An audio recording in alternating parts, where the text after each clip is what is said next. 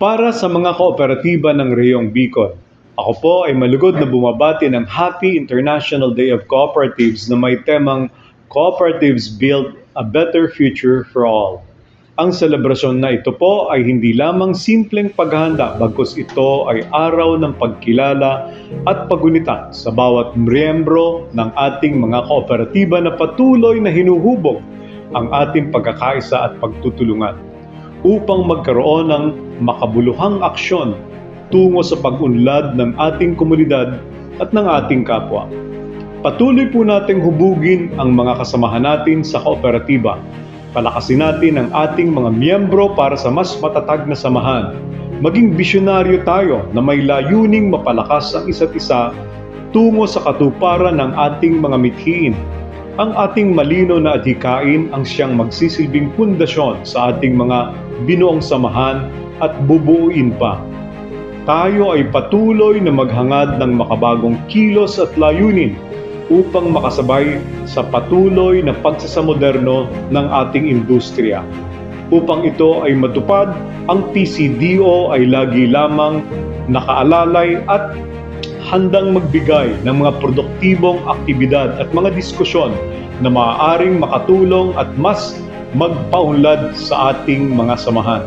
Handa kaming tumulong at maghandog ng pagsasanay sa bawat isa upang ang bawat produkto at serbisyo na ating ginagawa ay patuloy na magkaroon ng mataas na kalidad.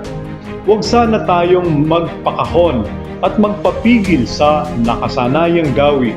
Alalahanin natin kung minsan ang pagiging komportable ay may hindi magandang epekto dahil sa ating isip doon na lamang tayo mananatili at hindi na magbabago. Kaya't hinihikayat ko kayo na mangarap tayo ng matayog at malayo at ito po ay ating isapuso at ugaliin. Sa mga tagapangulo at mga opisyal na kasapi ng bawat kooperatiba, iparamdam po natin sa ating mga miyembro kung ano ang kanilang importansya.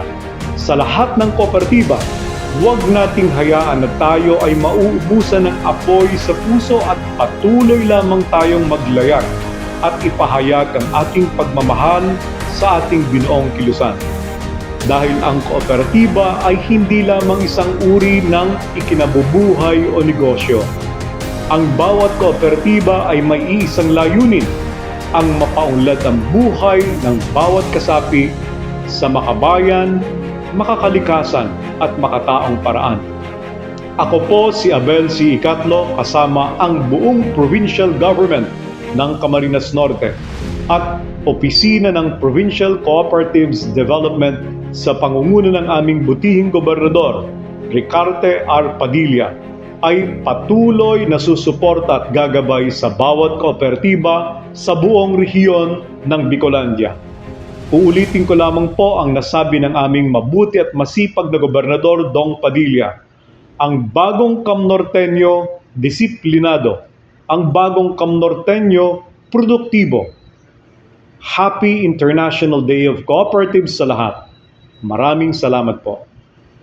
Happy International Day of Cooperatives from PCCC Camarines Norte!